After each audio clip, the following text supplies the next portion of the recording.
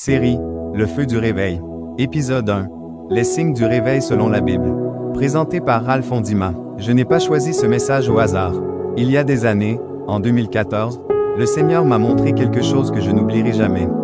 C'était une vision forte, saisissante. J'étais au Gabon, et je voyais les eaux envahir les rues, les maisons, les quartiers. Comme un déluge. Instinctivement, avec d'autres frères, nous avons couru vers un immeuble, et nous sommes montés au sommet. La ville était en train de s'inonder, mais nos regards étaient levés vers le ciel. Et à cet instant précis, une grande lumière est descendue sur le Gabon. Dans cette vision, le Seigneur m'a parlé. Il m'a dit que le Gabon vivra le réveil.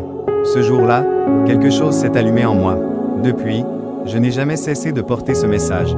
Ce n'est pas un hasard si je te parle aujourd'hui du réveil. Ce n'est pas une simple prédication.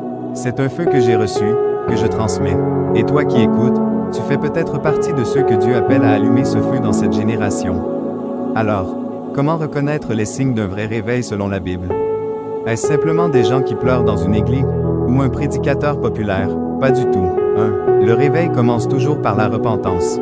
Le premier signe d'un réveil authentique, ce n'est pas l'ambiance, ni la foule. C'est un cœur qui se brise devant Dieu. Lisons dans le livre du prophète Joël. Joël chapitre 2, versets 12 à 13. Maintenant encore, dit l'Éternel, revenez à moi de tout votre cœur, avec jeûne, avec pleurs et avec lamentation. Déchirez vos cœurs et non vos vêtements, et revenez à l'Éternel, votre Dieu, car il est compatissant et miséricordieux, lent à la colère et riche en bonté. Dieu ne cherche pas des gestes extérieurs. Il cherche un cœur déchiré, un cœur sincèrement repentant. C'est là que tout commence.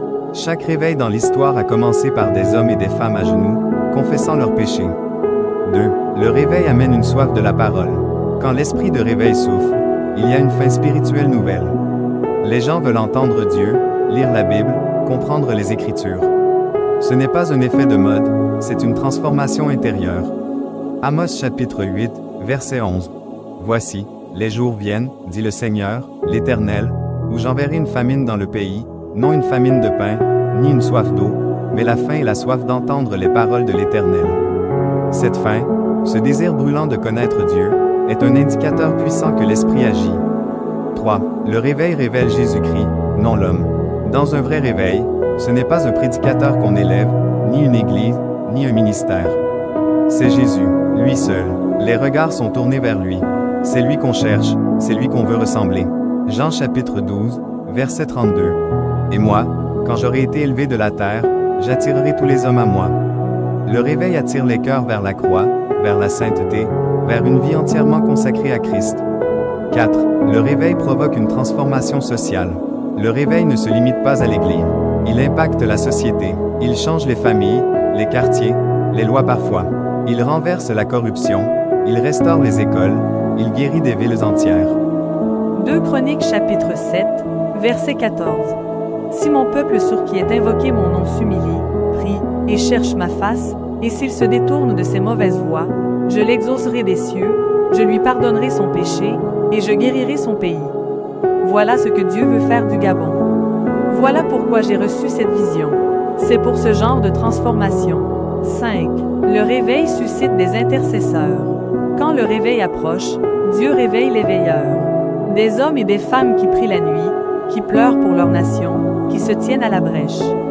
Ézéchiel chapitre 22, verset 30.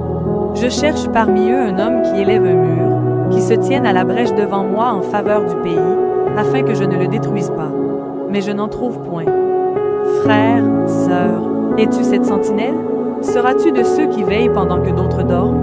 6. Le réveil confronte le péché.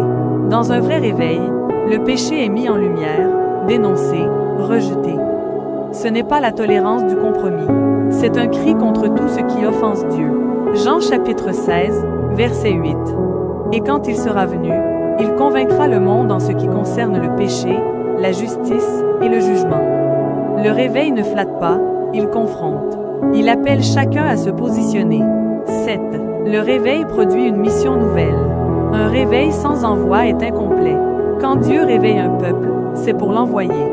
C'est pour allumer d'autres feux, pour prêcher la bonne nouvelle, pour impacter le monde.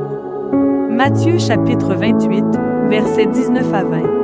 Allez, faites de toutes les nations des disciples, les baptisant au nom du Père, Fils et du Saint-Esprit, et enseignez-leur à observer tout ce que je vous ai prescrit.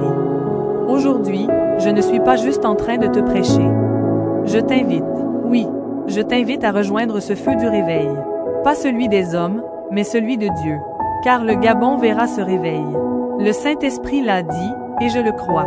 Dans ma vision, la lumière est descendue là où les hommes levaient les yeux vers Dieu. C'est ça, le réveil. Quand tout s'effondre autour de toi, mais que ton regard reste fixé vers le ciel. Alors, lève les yeux. Le temps est venu.